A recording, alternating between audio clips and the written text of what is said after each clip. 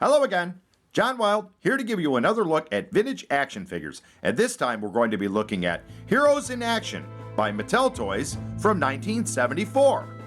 Heroes in Action was Mattel's answer to the Little Green Army Men, and was the first 3 3/4 inch scaled figure that I can really think of. Each figure was uniquely sculpted and came with their own accessories. There were 24 Heroes in Action to collect, and they were produced in 2 different series.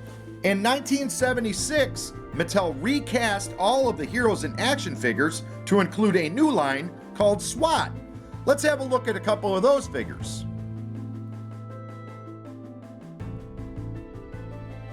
The Heroes in Action toy line didn't last for very long, and there's a lot of different theories on why that happened.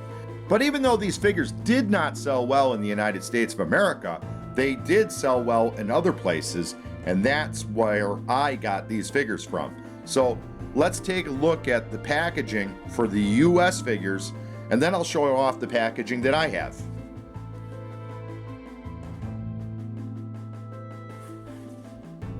So unlike the United States that had their figures come on blister cards, the international release came in a box. These are Italian boxed Heroes in Action figures. I'm not able to read the language. I know it's not English, but whatever it is, I was told that this is an Italian box. So let's take a look at each one of these boxes individually. So we'll call this one the gray box. So when we look at the front of the box here, we can see the different varieties of the Heroes in Action line and the Mattel logo. And then up here on the top is artwork that kind of starts on this side of the box, translates over to that side of the box, and continues to the back of the box. It shows on the side of the box the action feature of the Heroes in Action figures, and on the other side it shows you a picture of the hero in action that should be in this box. So this is the gray box. And this artwork here that we see on this was used for the play set, I believe, in the American release. The second box we have is the blue box. Again, Mattel logo, the different varieties of the characters, and here it says Heroes in Action in a different language, and then showing off battle scene. Coming around to this side, more artwork, and finishing up on this side with the artwork. Again, on this side we have the action feature, and on this side we have a picture of the figure that should have been in the box. I did forget that at the bottom of the box it has the different varieties of the figures that were available. Now, unfortunately, I can't read this language, but I'd imagine that would be the same as the American releases, just in foreign language. So that was the blue box. So the last different variety box I have is what I'll call the brown box. Again, has the different characters on the bottom, the Mattel sign, and the artwork. I'll start over here on this side and see it's more of a desert scene. And shows off the Heroes in Action and helicopters and such. Again, on this side we see the action feature, and on this side we see the character that would have been in this box. And at the bottom we have the different varieties of the characters available. So that was the brown box. So starting to look at the figures, the first thing we really need to look at is the base, because the base is the same on all Heroes in Action figures, except for if you had 2 backs or different, I think the SWAT varieties were different. All of the Heroes in Action in the Army variety, the base is all the same.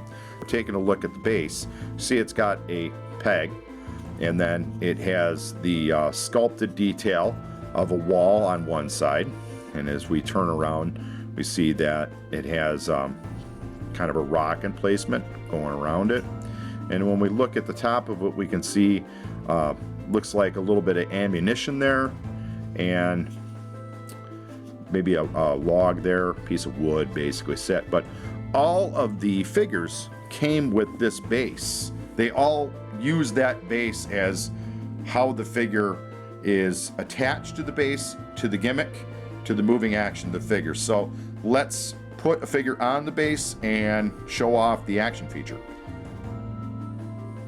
So here we have a figure on the base. As you can see, when we look at the base piece goes up inside of the bottom of the figure. Now that's something to discuss a little bit later. So as this is on the figure, and the figure now is attached to the base, on the side of it here, in the bottom, we can see basically there's this little lever here, and if we push that back and forth, it runs a plastic pointer across these ridges, and it makes a clicking noise. And now this was the battle action feature of the Heroes in Action. So if I move the clicker,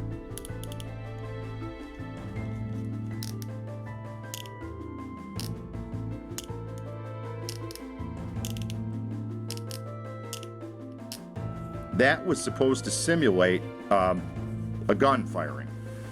Does it? No, not really. Doesn't really sound like a gun firing. It just sounds like a piece of plastic running across some ridges. But that's the way it was advertised. Let's take a look at the advertisement for one of these figures and see what they were trying to sell us.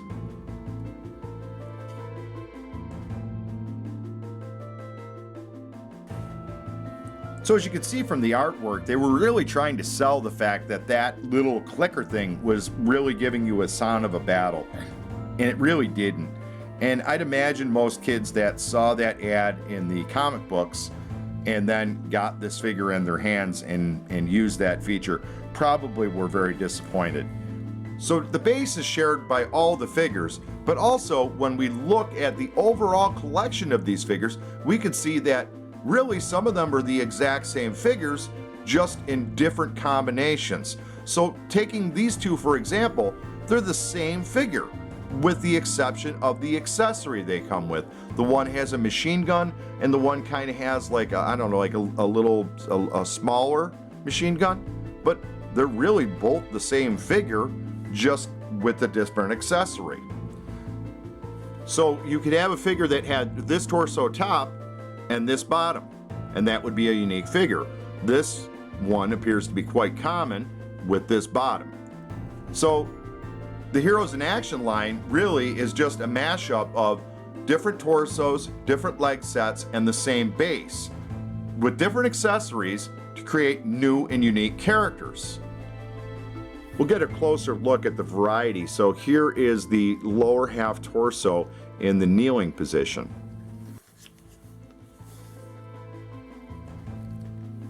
So here is a look at the bottom half of the figure in a seated position.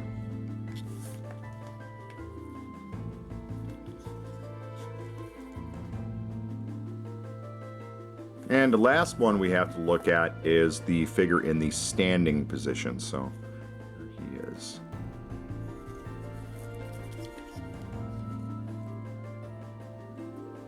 Going back to the figure that's in the seated position, this really shows one of the really big flaws, that the action gimmick feature that we have for the figure, it goes up and goes inside of the figure through his backside.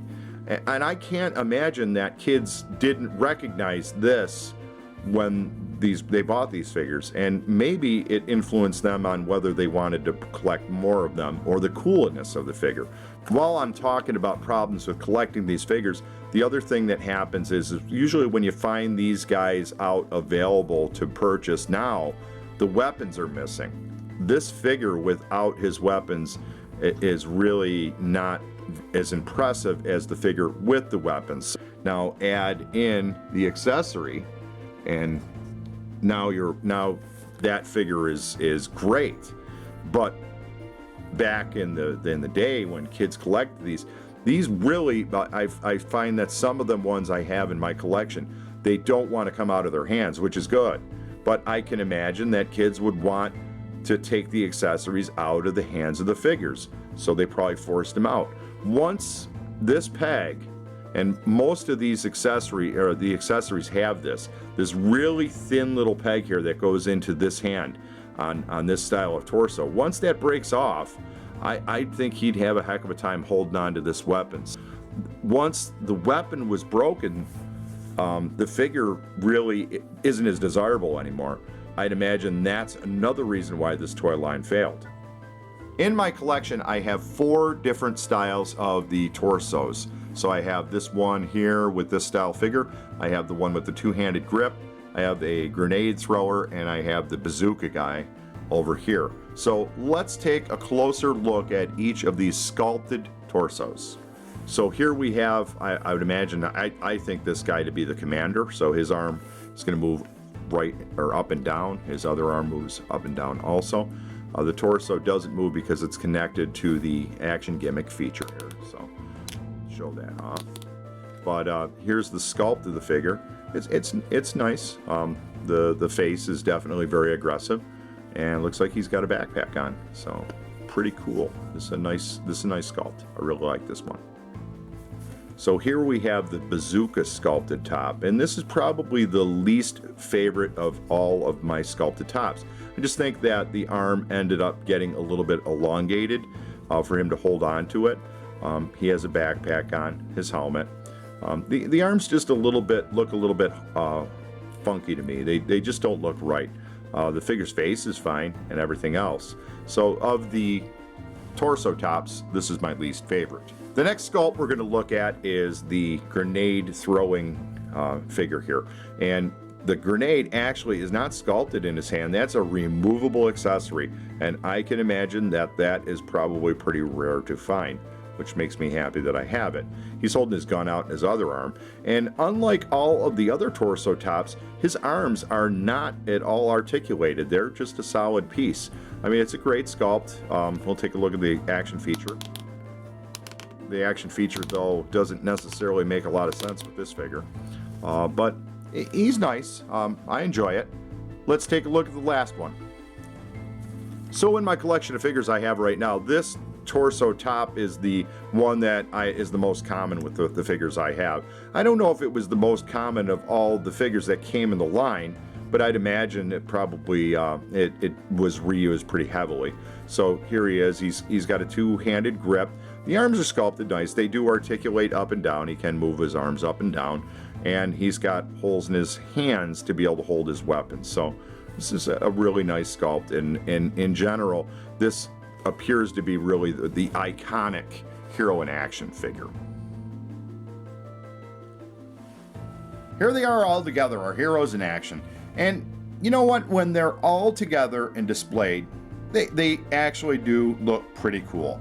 Really, as a display figure, I think these things are great. And I definitely love having them in my collection. I think they're a lot of fun to look at. But for a child probably in the 1970s, these probably weren't a lot of fun to play with. You could buy a lot of small army men and build armies with your small army men, or you could probably buy one of these. And that's probably where the problem was, because if you wanted to build an army of the heroes in action figures, it was going to cost you a lot more than just buying a bag of green army men. So if you wanted a lot of different machine gunners or a lot of different bazooka men, it was going to cost you a lot. So this is probably the birth of the army builder figure, right? I mean, what did we have before that? Maybe were people buying G.I. Joes in great numbers to build armies? Some people may have had the ability to do that, but it probably was a lot of money. Versus these figures here that were army builders. That's really what they are. They're army builders. They're neat. They're cool. So I enjoy having them in my collection. So what do you guys think about the heroes in action? Let me know in the comments below. I would like to thank you for watching this video. Please like, share, and subscribe to catch my latest uploads. And until next time, rat-a-tat action!